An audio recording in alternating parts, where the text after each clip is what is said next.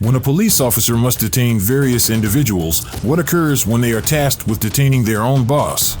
I'm a captain on the police department. Here are 4 instances of this exceedingly rare scenario, beginning with the case of Michael Yarrow on June 20th, 2023. A Georgia police officer stopped a Dodge Charger exceeding the 35 miles per hour speed limit. However, upon approaching the vehicle, he encountered a significant surprise. Really? The individual at the wheel was Chief Deputy Michael Yarrow of the local PD, a person the officer did not expect to pull over. License in the back. Yeah. Nevertheless, this discovery does not alter the situation. Hello? Guess who I just pulled over? Who? Yarborough. Really? Yeah, the chief deputy driving a Dodge Charger, a souped up Dodge Charger. It belongs to the sheriff's office. I just clocked this at 96 in a 35. What was the issue? I mean, why is he speeding?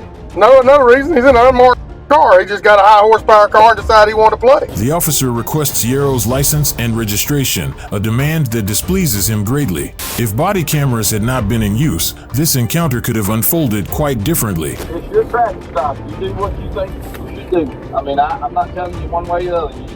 You do a 96 and a 35. Okay. Well, you know I don't care for him, so I'm gonna ride his. It seems that this officer holds some resentment towards Yarrow and chooses to issue him a speeding citation.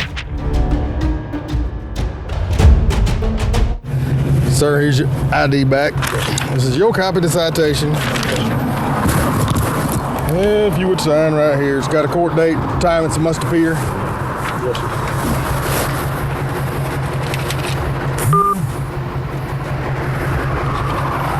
Please slow down and have a safe day. For some, imposing a $500 fine on their boss might be a wish fulfilled, and it appears to be the case for this officer as well. In Georgia, speeding tickets are determined by the extent of the speed violation. For instance, exceeding 24 miles per hour over the limit incurs a $500 fine. Additionally, there is a super speeder charge for extreme speeding. In the case of Yarrow, the officer chose to escalate matters by omitting the extra fee but requiring Yarrow to appear in court. Subsequently, Yarrow faced a 40-hour suspension without pay. However, this pales in comparison to the repercussions faced by Corporal Scott Birdsey after a drunk driving incident. Okay. And you are Silver Car? Yes, ma'am. Okay. If you want to go back over there, I'll come get your info in just a second. Alright, thank you. So,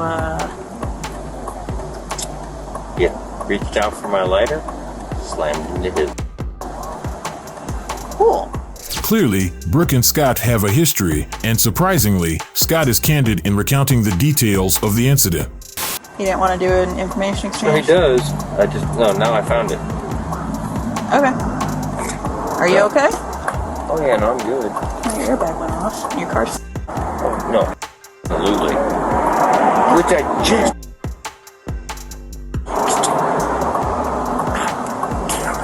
That sucks. Police Neil's off. You can come give you a ride.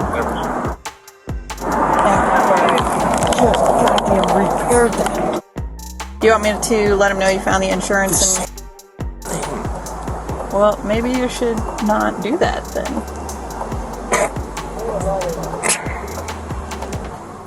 It is evident that Scott is responsible for the situation. You got your driver's license? Absolutely. I'm guessing the car's registered to you? Yep. Cool.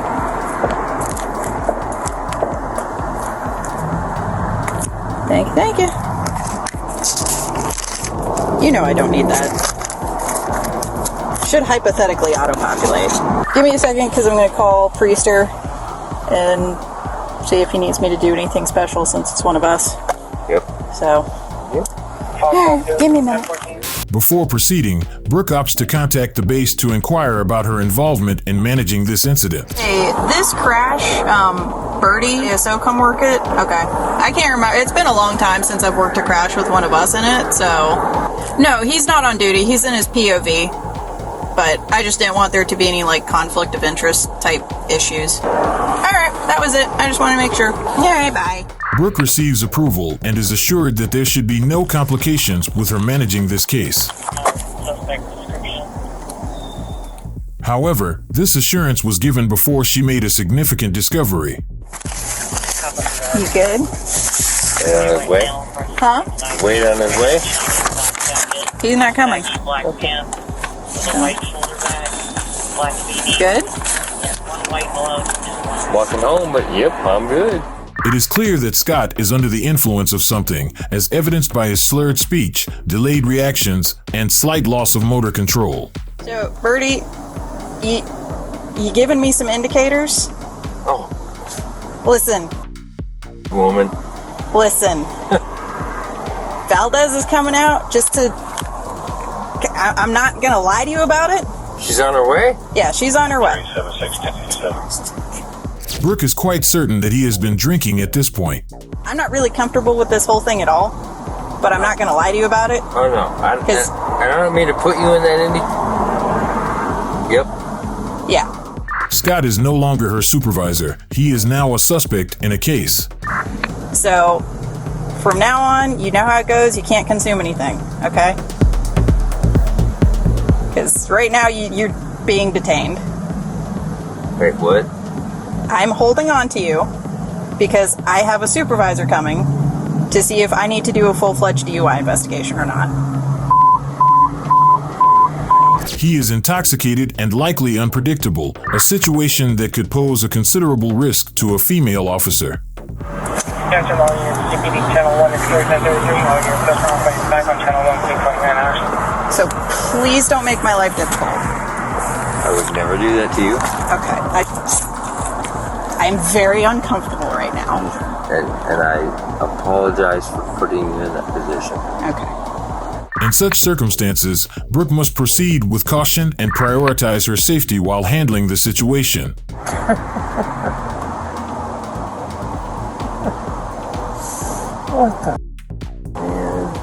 After a brief delay, another officer reaches the scene, enabling them to investigate the situation. I'm gonna go bring stuff. Okay.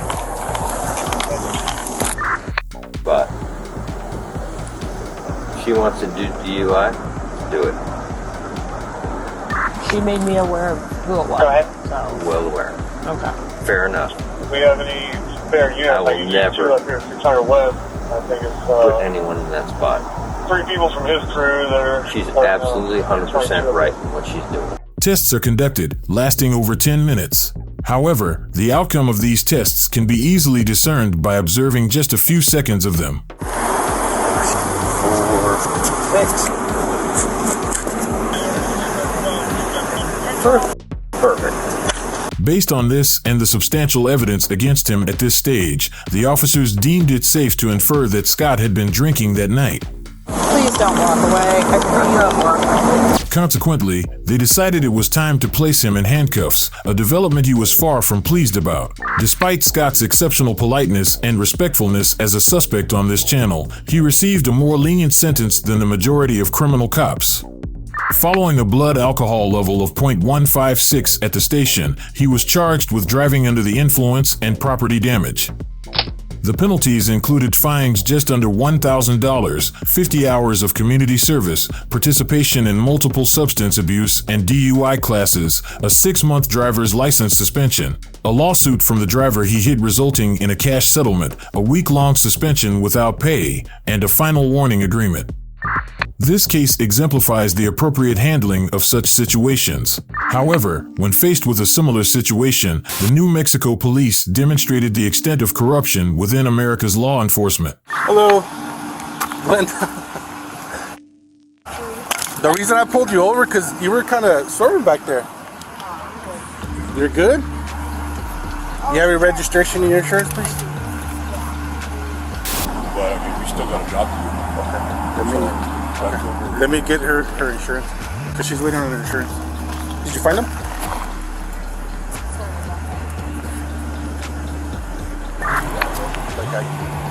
Okay. If you want, just have her step out and we'll go from there. Back to the beach. Yeah. Then I'll try and see her. Alright. Hey, Glenda. Do you mind stepping out of the vehicle? We'll review paperwork on my unit real quick? You know, I'm the type of cop who doesn't give breaks, okay? You're the type of cop that what? That doesn't give breaks, okay? When I approached the vehicle, I did notice an odor of alcohol coming from alcohol coming from inside the vehicle, okay? I don't know what you talked to him about. I didn't talk to him about it. Okay, but when I observed you walk out, you were kind of swerving all over the place, okay? And then right now, you're just, as you're standing, you're kind of swaying side to side, okay? Despite the initial suspicions raised by the first two officers, the state police concluded that Glenda was not over the legal limit when they arrived, allowing her to drive. Just her demeanor and the way she smells and the way she walking and stuff. Yeah. But And the other girl even told me, I told her to call me, I would give her a ride, so. I know. Just go from there, but that's what I'm She just popped gum in her mouth too, so. She just popped gum in her mouth too, so. So just stay out with the recording. Yeah.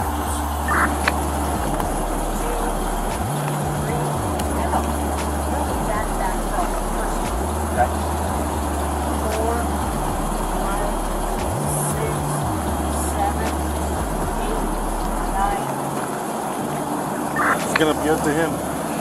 What? It's gonna be up to him. Can I get my vape? Your vape? Let him, because I don't know what he's gonna do next. That's why. You can't have anything in your mouth. So that's why I'm just waiting on him to see if he's gonna do it. Okay. Yes. So you're right there at that point. I don't think you're quite over the limit off of the clues that I saw, but I think you're right close to it. Where the limit might be 0.08, I think you're about a 0.06. Okay, so My house is literally Right. right around the corner. I'm not going to arrest you tonight. Okay, but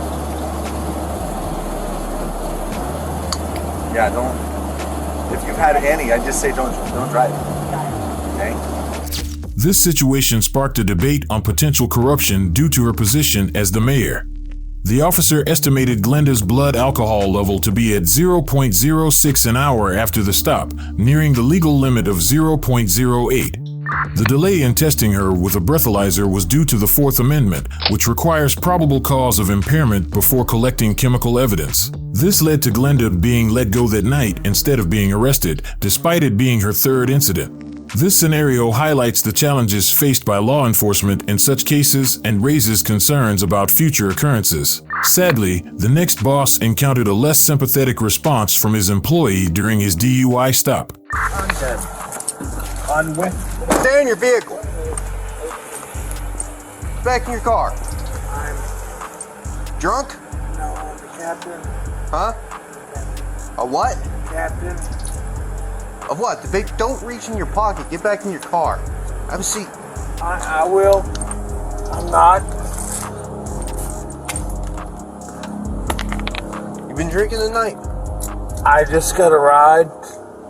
You've been drinking tonight, sir. I'm a captain on the police department. What police department? Oklahoma City. This individual is not just intoxicated, but heavily drunk, to the point where he believes the camera cannot detect his whispers. What division? Investigations. What are you doing pulling in here? My mom and I stay here. You been drinking?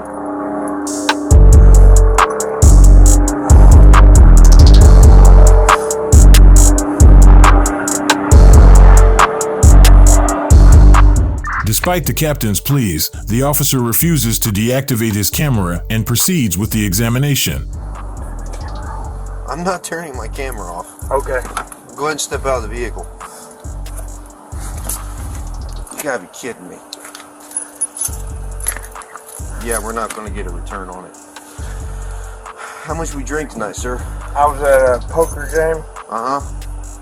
Because you were swerving all over when you turn up here, you didn't use your signal. I'm sorry. It appears those were indeed robust beverages because he was not only stumbling over his words, but also reportedly weaving across both lanes on his way home. How much you drink at your poker game? Not much. Not much? How much is not much? I don't know. Beer? Liquor? How many beers? 3 or 4. 3 or 4? How long ago was that? It's been going on a while. How long ago did you drink your last beer, sir? What time is it now? It's 0140. Midnight. You think you should drive it? No, but I came from 4 blocks. Your mom lives here. I live here. You live here? Yes. Following this, the captain is searched and instructed to stand in the open where he's tested on his balance and sobriety.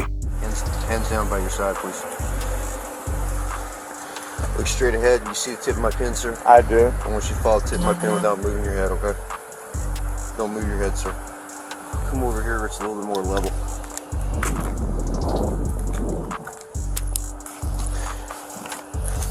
And while you look at your toe, I want you to count by 1,000s. 1001, 1002, 1003, 1004, 1005. You may begin. 1,000. Following the captain's plea to turn off his camera and have a conversation, Sir, going. can you turn that off? the officer stands his ground, emphasizing the importance of treating everyone equally to protect his job and livelihood. I cannot, sir.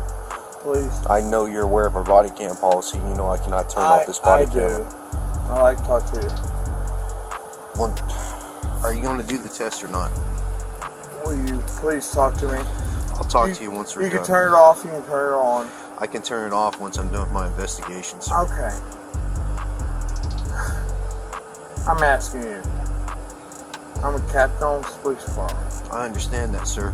I get And I am that. a sergeant on this police officer, and I I've am taken not- an oath to uphold the law. I don't show not- favoritism to anyone, regardless. I don't care if you're a gangbanger or the president of the United States. Sir, I'm not asking you for that. If I was to treat you differently than I was to treat like some Southside loco or some pedo, how's that look on me? Okay, I'm not asking you for that. Because I wouldn't do that for any of them. Sergeant Skinner, please. Are you going to do the test or not, sir? I will. I will do whatever you ask. Okay, once we complete the test, I'll turn off my body camera once I'm done with my investigation. Okay. This demonstration of integrity, unfortunately not frequently observed, is often overshadowed by individuals trying to assert their authority. You want to try that again? I will. You may begin. 1, 2, 3, 4. Sir, please. Please. I'm asking you. I can't do that. Okay. So we're not going to do the test? We will. Okay, because you keep stopping. Wait, let's try another test. They then proceed with the third and final test, which involves walking heel to toe for 10 steps. You understand these instructions I've explained to you, Mr. French? I believe so. All right, anytime you're ready, you may begin. 1, 2, 3, 4, 5, 6, 7, 8, 9. 1, 2, 3, 4, 5, 6, 7, 8, 9. All right, go ahead and turn around for me. Put your hands behind your back. Are you gonna arrest me, sir? Yes, I am. With the investigation concluded and the individual placed under arrest, the officer switches off his camera and escorts the captain back to the police department. Yeah, we'll turn the camera off now. Thank you. The Oklahoma police captain not only faced suspension from his position, but also received the standard penalties for DUI, probably resulting in a minor fine and a brief jail term.